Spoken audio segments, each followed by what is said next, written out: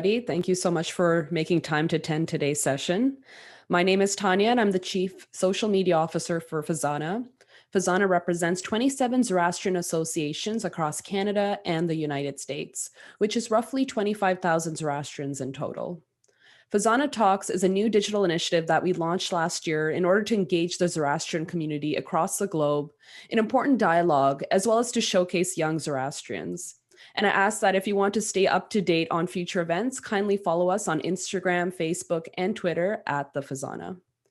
Now, today's exciting session allows us to hear from the talented Parsi chef Anahita Dhondy, who has spent the last decade taking her culinary heritage to ambitious new heights and being named one of the 30 under 30 on the Forbes Asia list.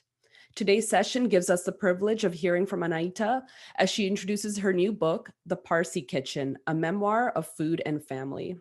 We're excited to say that we'll also be given an excerpt read as well during today's session. I'd like to first introduce our moderator Veera Dinshaw Springett, who will then introduce today's speaker. Originally from Pakistan, Veera is a creative director for user experience at the University of Phoenix.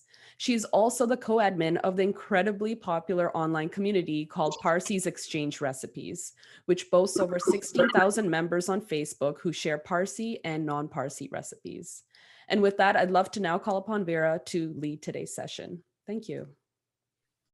Hello, everybody. Welcome to the session today. Anahita, we're so excited to have you. Thank you for joining us. Anahita is joining us all the way from Mumbai, and we're excited to have you. So Anahita, to start the conversation today, we'd love to hear a little bit about yourself and, who or what inspired you to enter the culinary world? Hi, everyone. I'm Anahita Dhondy. I'm a chef. And honestly, it's such a privilege and such an honor to be here and, looking at all your faces, looking at all the people who joined in when we just opened up. It's an overwhelming experience to see Parsis from all over the world, and there's this sense of community which just suddenly hits you, and it's an amazing feeling. So thank you so much for having me here, and I'm super excited to share with you a little bit about my first book, and we just launched it 2 weeks ago. It's called The Parsi Kitchen. I have a copy of it here in front of me just to show you what the cover looks like. It's available in India on Amazon and all the bookstores. But if you're in America or in the UK, it'll be available in March 2022. But we are trying to figure out a way to get you some books in America. So we'll talk about the books a little bit, about the book a little bit later. But let me quickly tell you a little bit about myself. So I have been interested in food for a really long time, honestly, since I was a toddler and in my mom's kitchen. I used to be helping her out, and she's been a home chef or a home cook, if you'd like to call her, for the last 30 years. And she was one of the first few people who started making mayonnaise and packaging it and selling it at supermarkets, which was in the 1990s, which was obviously when I was a baby then. And I kind of, grew up with her, literally grew up in my home kitchen and learned a lot of Parsi recipes and non-Parsi recipes, just like your Facebook page, Veera. And so that's where my journey started. It started at home. And then by the time I was 10, I was pretty much sure that I wanted to be a chef. So started, looking for colleges which would specialize in culinary arts. And in India, we have a few. So I went to IHM Aurangabad, which is where I studied. I did a 4-year degree program, which was in culinary arts. And then I went to Le Cordon Bleu, London, which is a prestigious institution for culinary. So I did the grand diploma there. And then when I came back to India, I partnered with a restaurateur called Mr. A.D. Singh. He runs a lot of restaurants in India, including, some which you might know like Olive or Fatty Bao or Monkey Bar. These are one of, some of the places. And we opened Soda Bottle Openawala in 2013. That was when I was 23. Wow. And since then, it's been quite a journey, lots of ups, lots of very lows and downs as well. But my only mission right from the beginning was to amplify and, talk about Parsi food and talk about it like, outside the house, because mostly Parsi food is eaten at people's homes, or it's had at navjots or lagans, or someone's doing home catering, but it wasn't a full-fledged business, it wasn't a restaurant. So we opened the first restaurant in Delhi. I am based out of Delhi, actually. My family is in Bombay, but I am based out of Delhi because my parents were based out of Allahabad. So they were born and brought up in UP in Allahabad. And then they moved to Delhi, and I was born in Delhi. So been in Delhi and then married also in Delhi. So that's been a little bit about my journey. I don't want to, bore you with any more details, but obviously we'll get to some more anecdotes from the journey later. If anyone has any questions, please put it down in the chat box. And I know we're going to be talking about food and recipes this whole evening. Yeah, do put it down in the chat box. Yeah, we'd love to hear from everyone. Please put your, comments and your questions in the chat, and we'll get to them after our conversation. In the meantime, thank you for sharing that information. That was such a great story about you, Anahita. It sounds like you had a lot of challenges as a young entrepreneur, and especially as a woman. Can you speak to what that was like? So honestly, I feel like in every single field, I mean, in the last couple of years, a lot of women have been breaking a lot of stereotypes, and it's not been easy, it's been challenging, and it's not just in the culinary space or being an entrepreneur, it's in every single industry. And I'm really proud that I see more women, and I know more women who are becoming entrepreneurs. But yes, I have had some really difficult days. I've had a lot of days where, being a 23-year-old, you're just doubted on your skills, you're questioned on your capability, if you can run a kitchen or not. And there have been times that my team has, possibly said things to me which have been extremely demotivating and possibly very negative. And they also come from a background where they've never seen women in power, so I never really blamed them. They've never seen a woman chef, I mean, if I can quote that and put it into words, like a female chef leading their team. So there were lots of days where they would not respond. Like, literally, there were times where I'd possibly bark out orders, or I would get into the kitchen and be like, okay, this needs to be done. They would just ignore me because they'd be like, okay, you know what, don't know if you're going to be able to run this kitchen, don't know if you're going to be able to manage a team, you're so young, you're fresh out of culinary school. So there were lots of days where, I mean, I would break down. There would be really hard days, and I would get pep talks from my parents and my then boyfriend, who's now my husband. So yes, like every other industry, there have been challenges and there have been lows. But what I've really learned is that I learned a couple of things during that time, and for me, the biggest learning was that your team will only respect you if you're a team player. And the first 6 months was when it was the most difficult part, and it was the possibly the toughest struggle of all, which was to take to gain their trust. And they would call me ma'am. They would not listen to me. They would not respond to me. Things were absolutely haywire when we started. And 6 months into being there, working with them 12 hours a day, standing with them, cooking, chopping, doing everything from cleaning the utensils to like working with them and standing with them till 1 o'clock at night.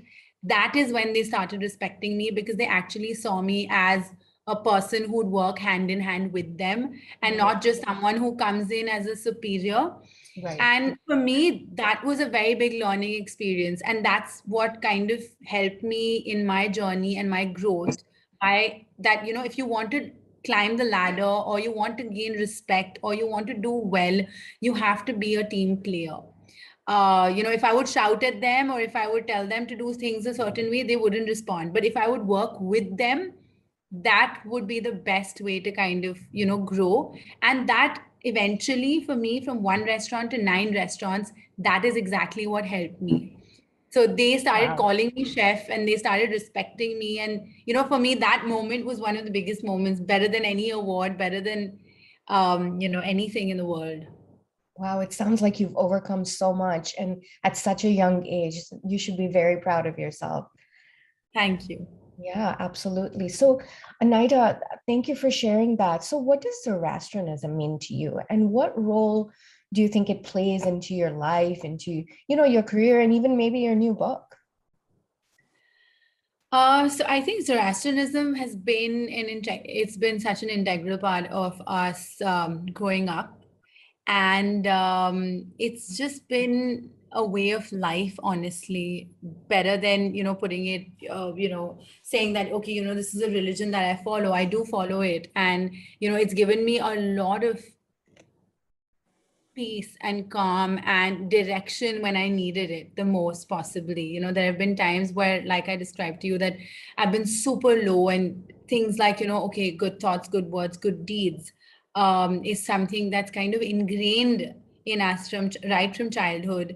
And it always also comes to you when you're in a difficult position, when you want to take a shortcut, or when you want to do something which you think will possibly benefit you.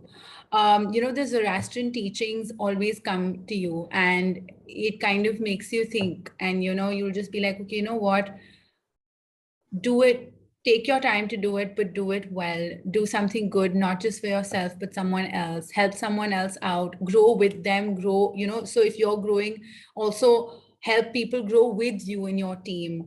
So it does it, like I said, it's just absolutely a way of life for me. And every prayer that I say immediately calms me down. I know the meaning of those prayers. I know the pronunciation of them. And I think the sound of it actually helps you really, really calm down. So there have been moments where my faith and my religion has really helped me. Wonderful.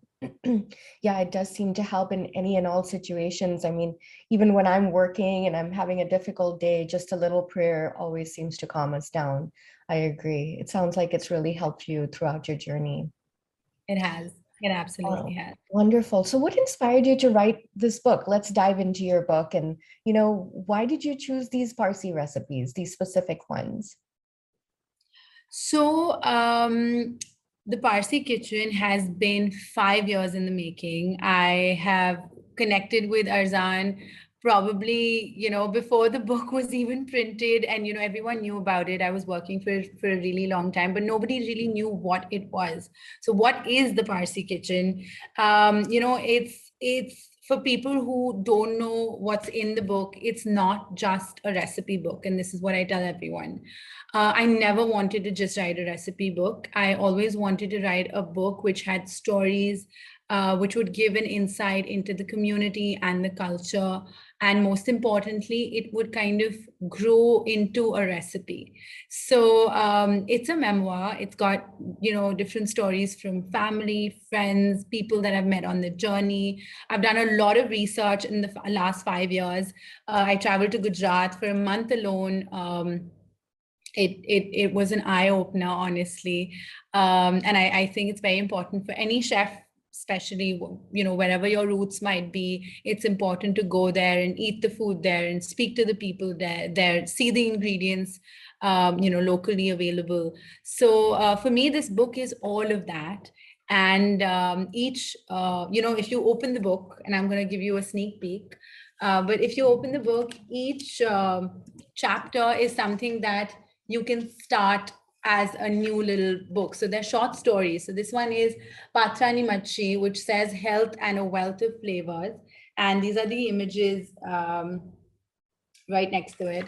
And just to give you a little bit more about it. So there's all this text, which is a story. And then the text kind of goes into a recipe. So this is all the text, and this is all again a story, and then that's the recipe. So you've got the recipe, and for amateurs, there's also like a step-by-step guide, which will take you through it. So for me, it was obviously preserving all these moments. It was preserving all these memories, and most importantly, making sure that anyone who picks up this book can try Parsi recipes at home. Obviously, if you're a Parsi, if you're a Zoroastrian, if you'd like to try them out, that's great. But I also wanted other communities from all over the world to pick this up and be like, we would like to know about this community. We would like to know about the Parsis. We would like to know about the Zoroastrians. We'd like to know what dishes can we cook at home. And just like, we would probably make in the north, we would probably make rajma chawal, which is kidney beans with rice. I would love if for, someone in the south or in a house, in a home in Kerala is like probably making dhandar patio. I mean, why not? And I mean, I want the messaging to be out there. I want this book to be accessible, very easy to understand. And that's the kind of format that we've chosen. This is another chapter that's just opened up, which is called Dhandar Patio, which says a little dal goes a long way.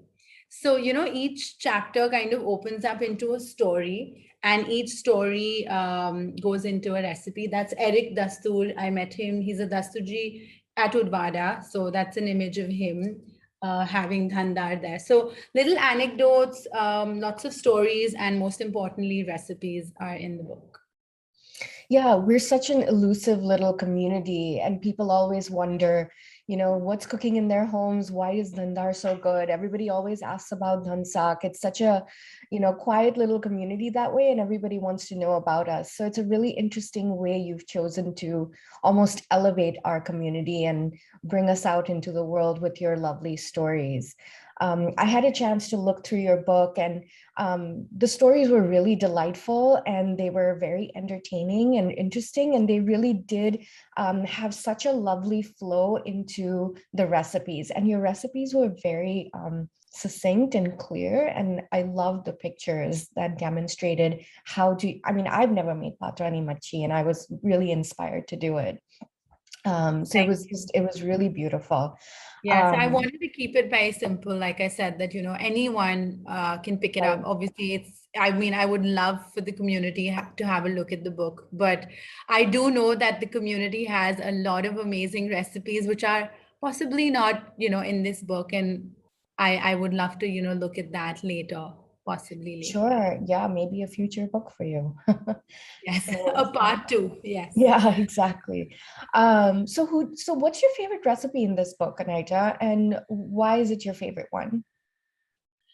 So honestly, there are so many recipes which are my favorite. But if I had to choose one, I think it'll be just like a lot of you, and it's made on auspicious days. And I think it's the one that you read with your name on it.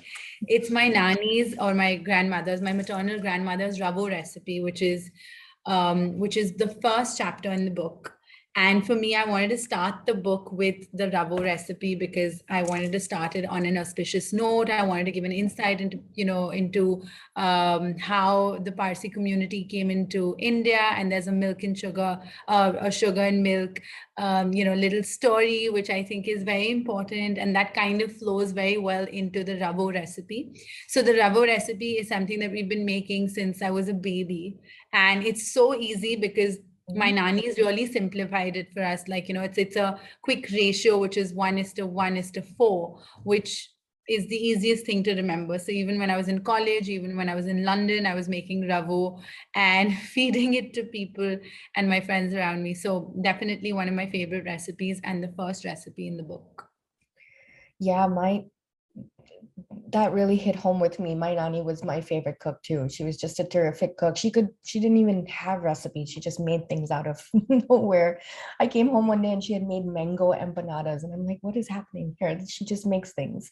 So our nannies were very. That's something that, I mean, the community has amazing cooks. So I just feel like we have to put this together so that, the younger generation has all of this to kind of look at. And I mean, we're so dependent on our grandmothers and our mothers that a lot of people, especially my generation, don't cook. I obviously cook because I love it. I'm a chef, I'm passionate, and, it's my profession, but I also love cooking at home. But I do see a lot of people who come up to me and they're like, how do you do this day in, day out? You cook in the restaurant, you come back home, and then you're cooking for the family. I mean, don't you ever get tired of cooking? And I'm like, yes, I do. But what I cook in the restaurant is very different from what I cook at home. Right. I just feel like restaurant quality food is a little more rich, a little more indulgent, and ghar ka khana is very sada, very simple. We'd probably not do that extra tarka. We won't fry something. Like I don't deep fry things at home, even though I love that. But, because we go out, we eat out, I think it's important to keep that balance. So even with the book, I wanted to make sure that this book is so easy to understand. The recipes are so simple that even like an amateur cook can pick it up and be like, okay, you know what? I am going to attempt this recipe. And so many people who've bought the book have already started cooking from it. And so many non-Parsis have been tagging me saying that, now we're eating akuri for breakfast. And I'm like, okay, it's high time that akuri was part of your breakfast table, just like we have fried eggs and just like we'll have like a scrambled egg. But akuri is akuri, right? So no Yes, comparison. definitely. And a curry with a little bit of mango is even better. So yeah. Wonderful. So who did you dedicate this book to, Anahita, and why? So the dedication was really thought through. And, in the entire book, when you're reading it, you read a lot of stories about a lot of women, especially in the family, also women who have been inspired by women who've preserved family recipes. So I didn't want to dedicate it to one person. So I've just dedicated it to the strong women in my life, because they have worked really hard in their own ways, and you'll read that in the book. I don't want to give away too much, but each of them, has kind of created their own path and journey, which has inspired me, to work really hard as well. So that's the dedication in the book. It's dedicated to all the strong women in my life. That's a lovely dedication. Do you I'm gonna plan to show write? Yeah, let's see it. So that's what it says. Right. Wonderful.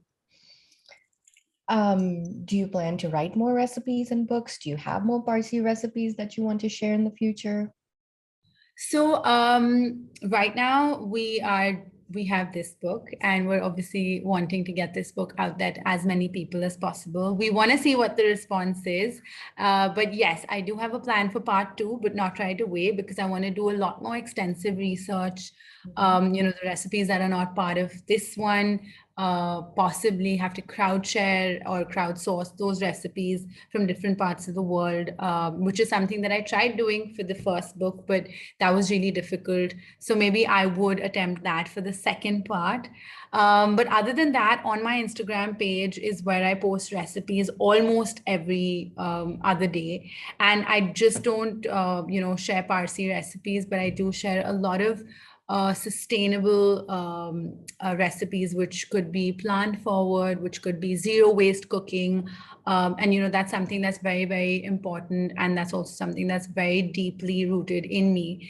And I've been working with the UN for the last 4 years, where we've been talking about, sustainable diets, millets, which is a local grain in India, used a lot, very popular, gluten-free, extremely healthy. So even in the book, I have for all the meat-heavy recipes, because Parsis love their meat, and so do I. But we've also tried to give like little tips at the bottom, and also give vegetarian substitutes or vegan substitutes for people who would, not want to have such a meat-heavy diet. But the masalas remain the same, the technique remains the same. But then, like for example, if you're doing a patio, it's just been forever. We've been using kaddu or kora or pumpkin. We've been using vengna, which is, bengan or eggplant. Sometimes I just like to do like a tamotano patio, which is just tomatoes, if you have really nice, juicy, ripe tomatoes. So, it's just so many ideas, so many little, changes that we can make in our diets, and we can make it a little more sustainable. I know Parsis, again, love their meat, and so do I, but I think it's important to take baby steps in that direction and get more plant forward recipes out there. So you can see that on my page. And that's also something that I'm really passionate about. So that's a book that I'm working on as well. Yeah, I was just speaking with my cousin last night, and she's a vegetarian. She's a Parsi vegetarian. And I told her about your book, and I mentioned, and she was wondering if there was a vegetarian aspect to it. And I said, absolutely, you can take all these recipes and you can convert most of them to your vegetarian lifestyle. And she was Yeah. absolutely thrilled. So she's Yeah, so very excited. Yeah. there's a small write-up which says that, Parsis can be vegetarian too. Right. Because my grandmother was vegetarian most of her life. Mhm. And then she was vegetarian on Thursdays, like most Parsis are as well.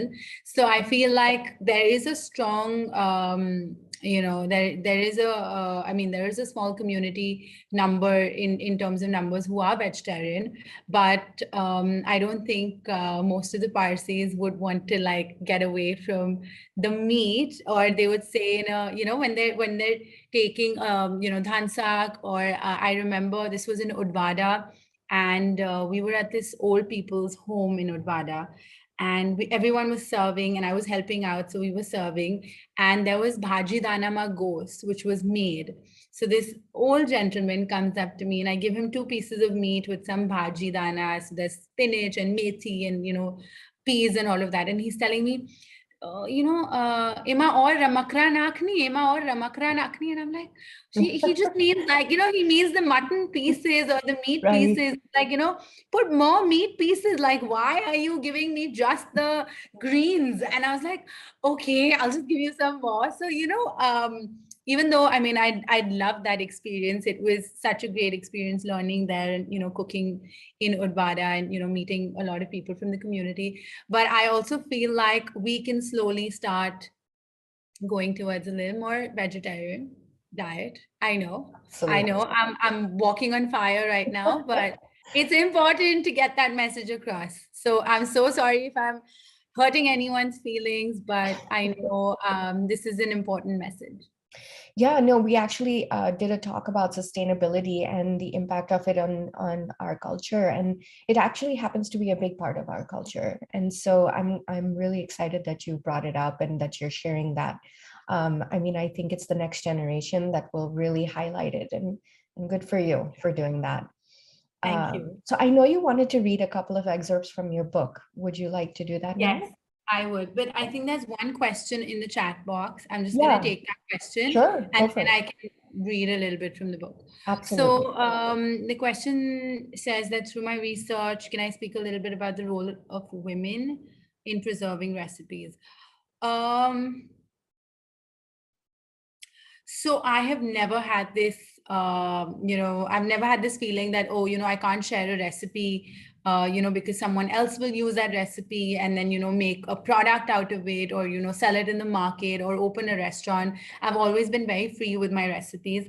And honestly, if you're a good cook, if you're a good chef, if you're a home chef, if you're a professional in the food space, you shouldn't be scared of these secret recipes. You shouldn't be scared of sharing them, because honestly, if you take them to your grave, you're just going to lose out on those, like the community and people who would have cherished that recipe and cooked that recipe. They're going to lose out on it. And trust me, they can't even cook it the same as you possibly cook it, even if you write it step by step with like every detail. Even though in my recipes, I put so many little pointers. Okay, if you're putting on the pan, once you put on the pan, put the oil and then switch on your gas. Don't put oil in a hot pan because the oil will burn.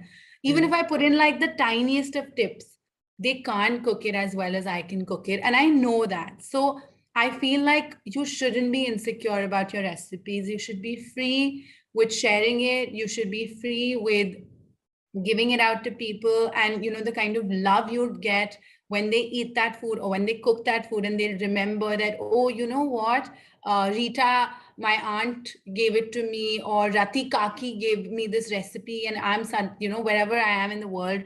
And I mean, that emotion, that love, that sharing, it has to be there. That's very, very important. So if any of you have recipes, please don't take it to the grave. Please share it with the world, because everyone will cherish it, and it's important for that legacy to continue, and it's important for all of us to cook and, most importantly, preserve those recipes so that they don't get lost or forgotten.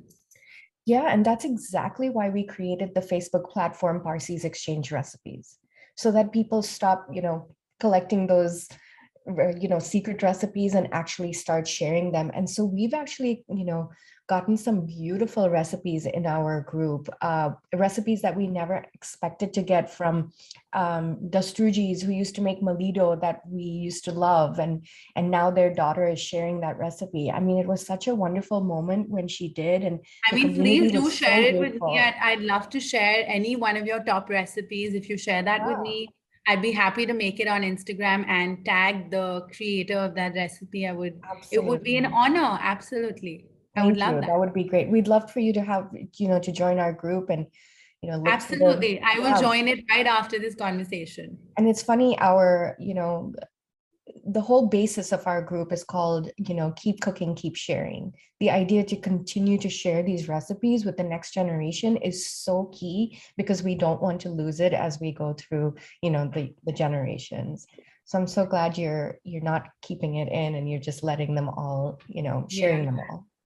There's And one more question, yeah. which is come from Priya, and I think that's a really nice question. She talks about vegetarian dhansak, and I want to just show you. So this dhansak recipe, obviously, as you know, it is quite extensive. It's almost like 2 pages long because there's so many steps and there's so many ingredients. What I like doing, and I don't know how many people actually do that, is that I like cooking my mutton and then using the stock of the mutton in cooking my dal. I don't cook my dal with the mutton. I don't cook the dal separately with just water. I use the mutton stock in my dal and the flavor is amazing. But I've also given you a tip over here at the bottom, which says that if you're making a vegetarian dhansak, just substitute the mutton stock with water and everything else remains the same. Don't add the mutton and just make vegetarian kebabs. And even with, now that we've touched the topic of kebabs and that's something that Parsis love. They love their kebabs. If I can say, there is one important thing that I'd like to share with you, which is also in my book. It's a chana kebab recipe. It's made out of black chana, which is black lentil or black chickpea, which is smaller. It's very tough to cook, so you soak it and then you cook it the next day. When you make kebabs out of this, like you actually just cook it and then you grind it, you add all your masalas just like you would into a chicken keema, and you make these these chana kebabs. They are so delicious that you can trick anyone in and be like, okay, what is it made out of? And they won't be able to tell you it's vegetarian. So don't discount the vegetarian options, guys. There are lots of great vegetarian options, and I have that recipe on my Instagram page. I'll be happy to share it with your social media team so that you can share it on your group as well. What a great tip. Thank you. Great tip to share. So speaking of dhansak, we did have a question from Farida Bisania. She says, even after washing dal 4 to 5 times, there seems to be foam that I need to skim off. What is that? So that will happen with any lentil that you use. It's only natural that it creates gas. And that's the scientific reason behind it. So even if we wash it 2 or 3 times, there will still be this foam. So what you need to do is, and this is what we always do in culinary school as well, when you're boiling dal, it's important to boil the dal in an open vessel. When it boils, you will see all the impurities coming on the side. So you just take a ladle, and once it's got a nice boil, you just kind of skim the sides and you just skim off all the impurities, and that should be okay. And even if that is in your dal, it's just going to get you a bit gassy. Other than that, there's nothing wrong with it. So don't stress too much about it. Awesome. Thank you for sharing that. Banu Irani has a question about the Facebook group Parsi's Exchange. Yes, please. Why don't you add that on the chat, because Yes. I'll also look at it once I'm done. Absolutely. We will Yes, do that. I'm going to do a little reading from the book, but I want to know, is there anything, any particular part that you'd like me to read from, or should I just choose something and just read? Pick your most favorite part of the book and let's hear it. I can't. That's like choosing your most favorite child. I mean, there's so many parts of the book that I absolutely love. But I'll talk a little bit. I'll read probably from this chapter called Pork Vindaloo. That chapter actually talks about my journey when I was in London. And I'll just read a couple of lines from there.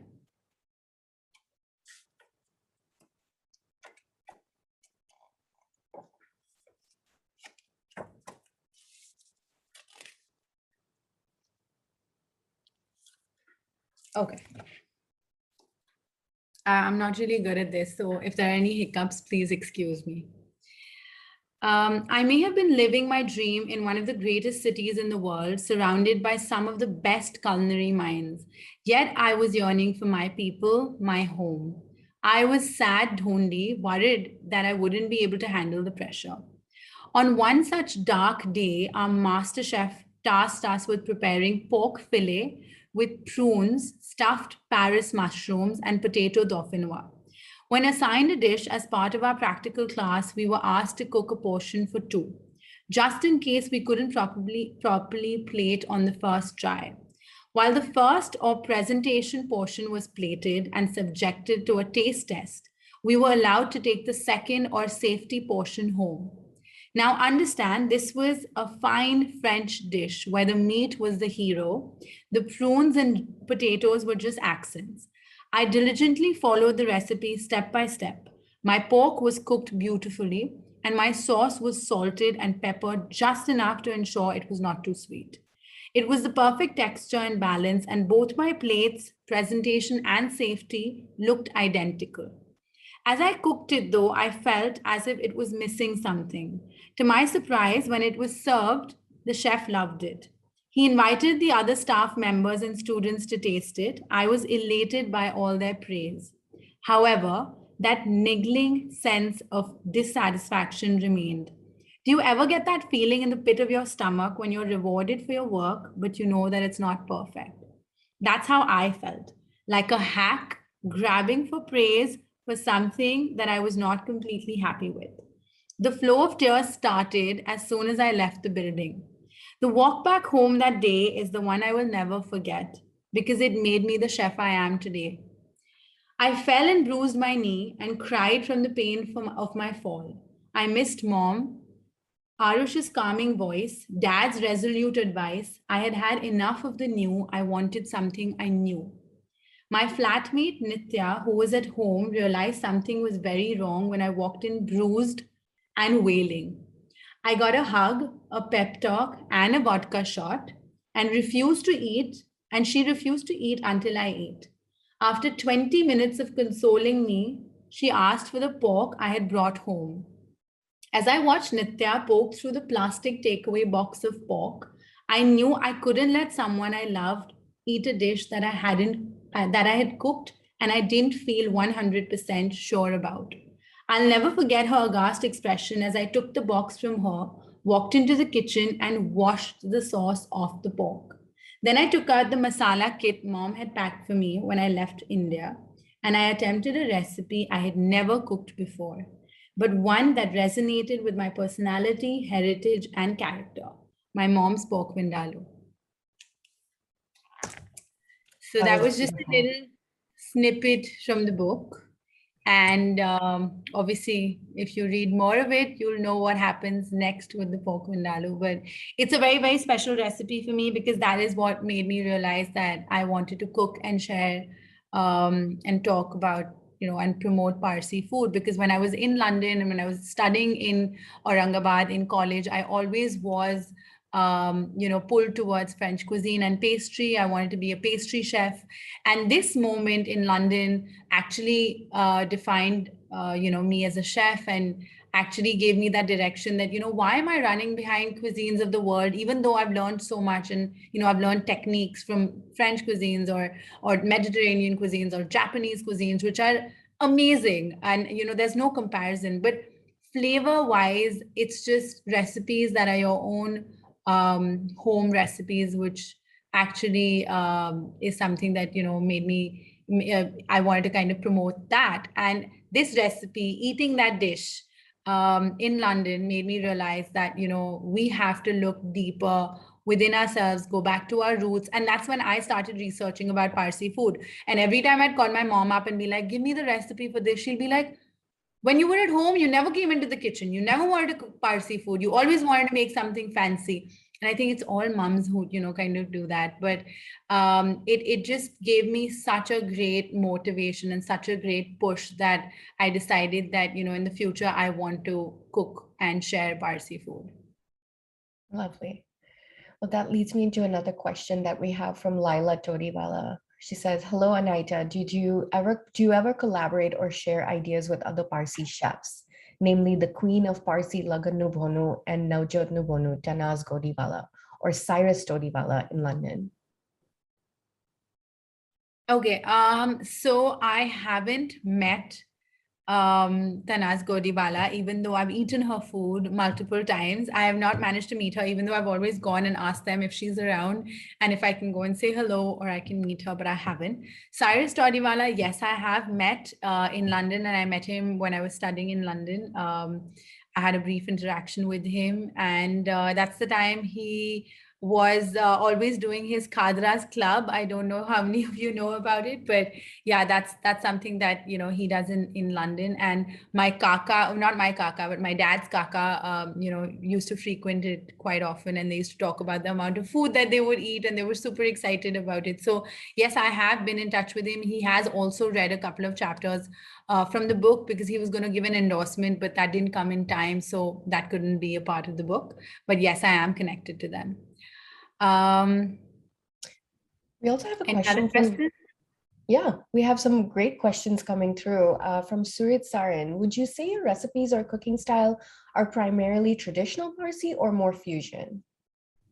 So I don't know what you mean by fusion, and so you probably have to tell me that. But all the recipes in the book are shared the way that they're cooked. So if it's a bowl of dal, it's a bowl of dal. It's not like a little drizzle or a puree, or like a little garnish of kachumbar. If there's kachumbar properly. If there's kebab properly.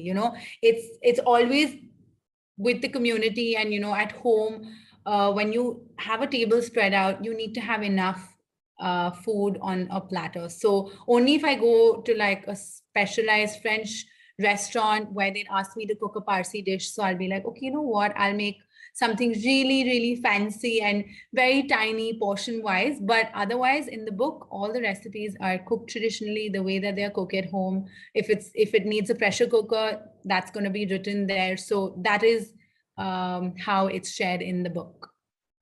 Perfect. Yes, that's it. I think that's exactly what he meant is, is it a real Parsi recipes or is there a little bit of a fusion? But okay, great. And then we have from Eller Splits, how can we promote Parsi cuisine with food writers and not have them mix us up with Indian food? Yeah, I mean, that's a great question, honestly. In the West and all over the world, I think Indian food is just clubbed into just being North Indian food, or even South Indian food is just Indian food. So if you ask someone, what do you know about Indian food? You'll know five things. You'll know, like a biryani, you'll know something like a butter chicken or a chicken tikka masala, you'll know a dal, you'll know a dosa. And, Right. that's about it in terms of, people knowing about the cuisine. But what we've been doing, and the community of chefs all over the world have been talking about regional Indian food, because that's most important to kind of share with the world. Just like Parsi food, you have food from the northeast, you'll have Manipuri food, or you'll have food from Karnataka, which is different from food from Kerala. And even South Indians get really pissed off about it, that okay, you can't club South Indian food into one category, just because we don't have that knowledge, and I don't think people write about it or share about it.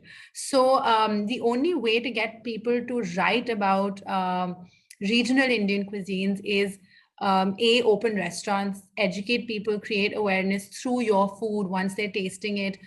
Make sure whenever you're cooking something online, it could be on YouTube, it could be on Instagram, make sure you take out 5 minutes to give a little description about the dish, a little story about the ingredients. And you have to create that awareness, you have to create that curiosity, because that can only happen if you get someone to taste it. So if I eat like a dish from Africa, or if we're going into specifics from a certain region in South Africa, till the time I don't taste it, I possibly won't be able to write about it, or share my experience. So I think cooking it and making people taste your food is the best way to make them write about it. And if you can't virtually, at least share knowledge. Use your social media platforms for that. That makes perfect sense. Yes, absolutely. So we have from Priya, she says, I'm working on a visual encyclopedia of Indian foods and would love to include a detailed Parsi representation in it. I would love to collaborate with you on this. You can see this encyclopedia as work in progress on Instagram as Cook Allure. Absolutely. Priya, please do get in touch with me. I will share my email ID with you, and I would love to share whatever you need about Parsi representation in it. So I'll be happy and proud to do that. Great. And from Armaiti Ananskar, we have, I love your zero waste idea, and wrote on PER, which is Parsi Exchange Recipe, about using Dhondy skin and make it look like a katto mitto patio. I mean, honestly, I use a lot of different peels in different cooking. So obviously, pumpkin in India, I don't know the kind of pumpkin that you get in America or North America. In India, you get this green colored pumpkin, which is slightly, if I could put it, it's not as sweet as the red pumpkin. We like cooking that more than cooking red pumpkin. So even in my dhansak, I like putting the green pumpkin. We don't remove the skin. We cook it with the skin because the skin is very thin.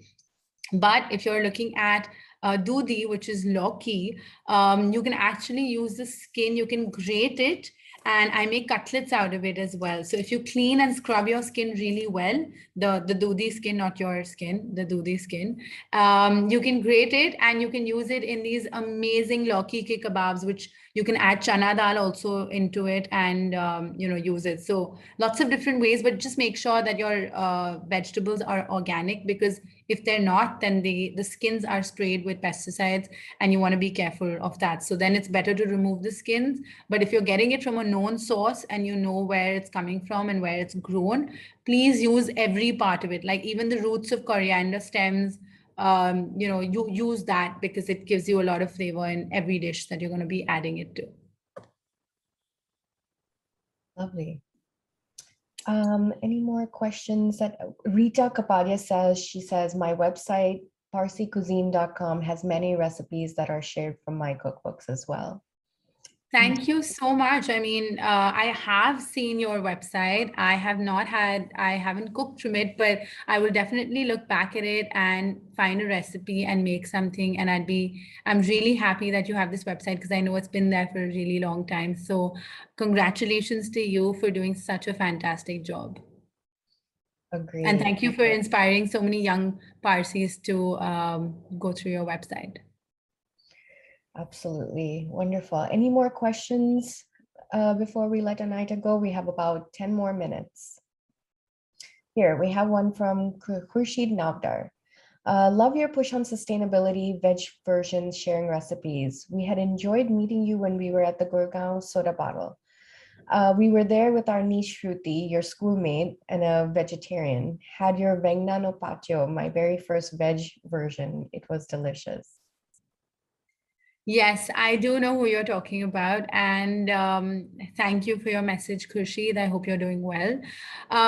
Yes, it's like I said, it's very, very important to push sustainability. Every community, every religion, each one of us has a responsibility towards it. So like I said, I mean, we all love our meats, but it's important if we can have a more balanced diet.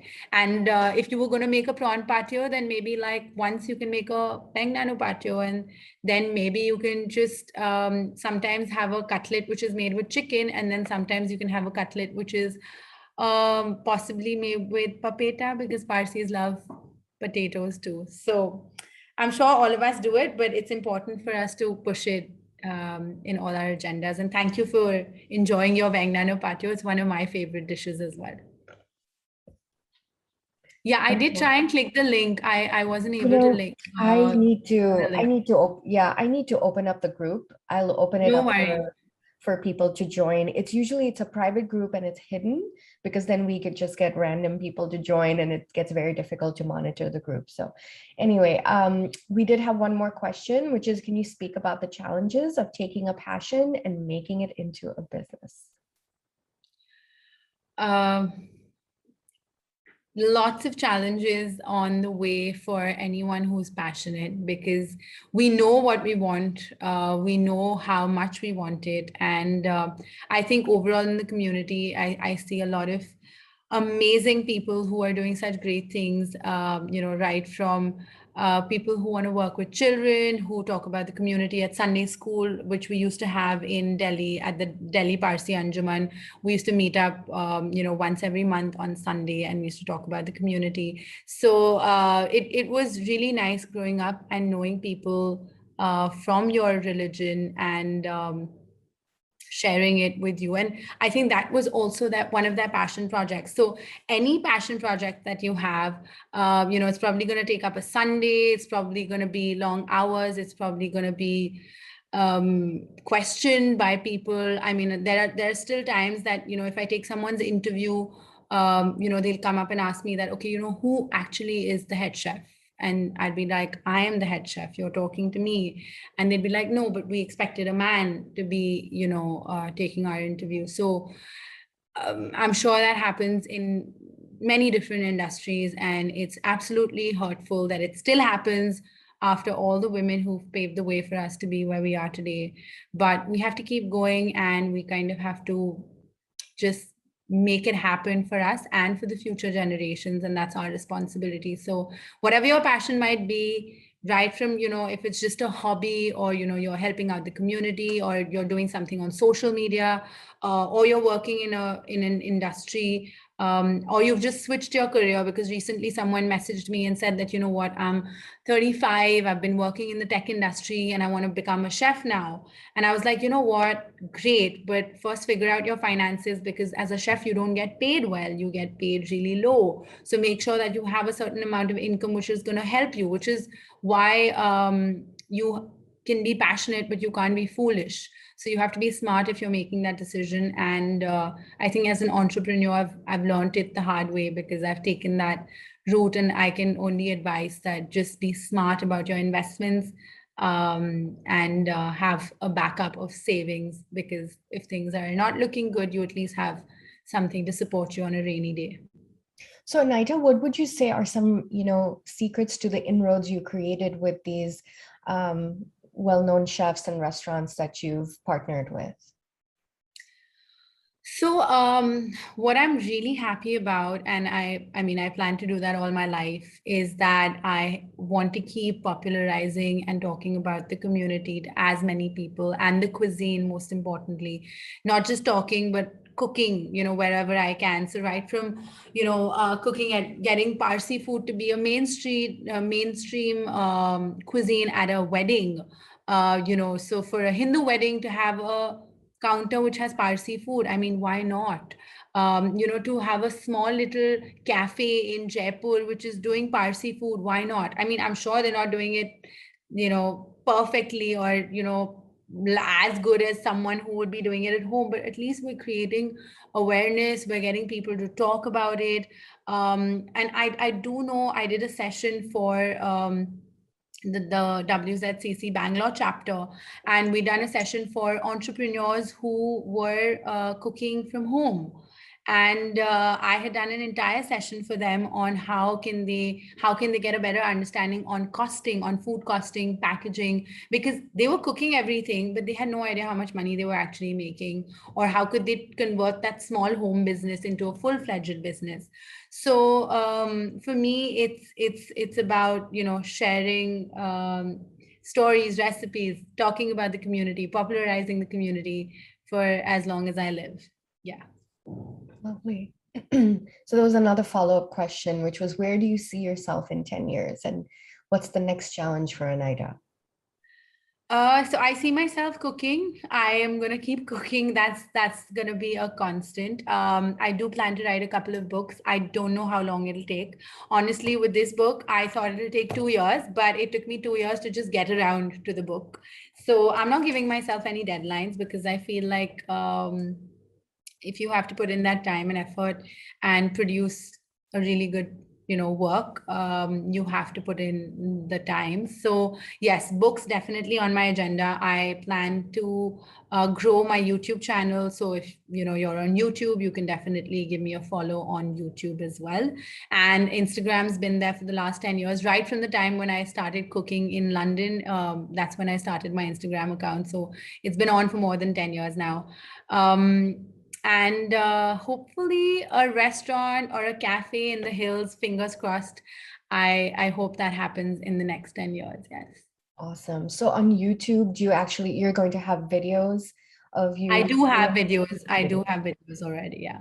So Oh, that's if you've not tried a mava cake recipe, there is a YouTube video with my mava cake recipe, which is literally fail proof. It's so good, and you can make it whenever, wherever, and it'll come out amazing. I can promise you that.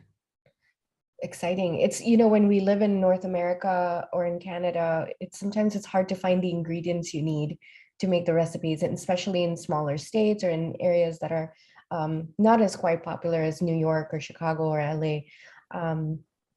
So what would you recommend in terms of like substitutes or finding ways to handle, some of your recipes that may be more complicated and you cannot find the ingredients? So, I mean, most of the recipes in the book have a lot of substitutes. Um, for example, if you want to make the mava cake recipe and you don't have mava, you can actually make mava at home. I know it's going to take time. It's possibly going to take you a couple of hours if you, cook full fat milk and then, reduce it and create like a rabdi, and then so it is a long process, but even if you don't add the mava, you still get a really nice, creamy, spongy batter. And especially I feel like when you're missing home, and this is something that I learned in London with the pork vindaloo chapter, sometimes you just have to do with what you have around you. And honestly, sometimes you come up with the most amazing, they could be quite out of the box and very, very creative ways to tackle that. So I would say look around you, whatever you might have. If you do have obviously Indian shops, you'd get that. But for example, if you don't have cardamom powder, very easy, you can make it at home. Cardamom and nutmeg is something that's added to a lot of Parsi Irani baked goods. So, it's like a spice which you can add. But if you don't have that and you have chai masala, you can even substitute it with that. So I feel at that moment, it's up to you, whatever you like to add. In my ravo, I like adding a lot of different dry fruits. But then if I don't have those dry fruits and I just have maybe dried apricots, I'd be like, okay, you know what? That's not traditional, but I can still add it. So be open to trying new things. And that's what I've always done whenever I've traveled. Great. Wonderful. Well, we just have a few more minutes left. Oh gosh, I'm sorry, my computer's going out. Thank you so much, Anahita, for sharing such wonderful stories with us and so much of that great information. As Sunu here says, so much learning beyond food from this amazing lady. And I totally agree. You're such an inspiration for not just our community, but for our generation. And we're so thrilled to have you join us today. Thank you so much for your time and for sharing your lovely book. We're all looking forward to buying it soon. Thank you. And I mean, if I can come to America and cook for you all, I would love to do that. And I'll always plan that out with Arzan. And if things open up, I would be happy to do that. And we do a great event with the book. Yeah, I think that would be a dream. I would love for you to come here. We will definitely talk about that. So thank you so much. Thank you for everyone's time. And I mean, everyone's been so patient and been listening to this so well. So thank you for taking out that time. It's an absolute honor and pleasure to talk to all of you. And please do stay connected on all our socials. So Instagram, YouTube. If you want to share a recipe, please do share it with me. If you find something interesting on my page, please do cook from it, and I would be very, very happy to get your feedback, good or bad, whatever it might be. Just be honest. But it just lots of love from me to all of you, and thank you for taking out the time today. Thank you. We have some lovely comments for you in there. Please look through. I am. Arzan, Thank you so much. Very, very heartwarming. So thank you so much. Arzan or Tanya, any last words? Anything you'd like to share? No, I think Anahita, thanks a lot. I mean, I've known you from a really long time. From the first time we brought the second Return to Roots trip to Soda Water Openwala at Khan Market in Delhi, and you Yeah. gave us an amazing time at that point. And it's great to see your journey. Even when you were here in New York for the Global Fest at Central Park and the stuff that you did, I think you've been a great ambassador for not only for food but for our community and for Parsi food. So continue doing what you're doing, and we'd love to have you here in North America the next time you're here. Do let us know. Absolutely. And I mean, I want to cook for you guys, so we'll definitely do yes, something where we can have some of these amazing ladies who've also joined us and men who cook, and we can even do a cook along. I mean, I'm just thinking absolutely, out of we'd the love box. to have you here. So Yeah. thank you very Thank much, and thanks thank you. everybody Have for a great joining. We day. had a great afternoon today. Thank you. Thank you Thank so much, you. everyone. Thank you, Anahita. Bye. Bye. Bye. Bye bye.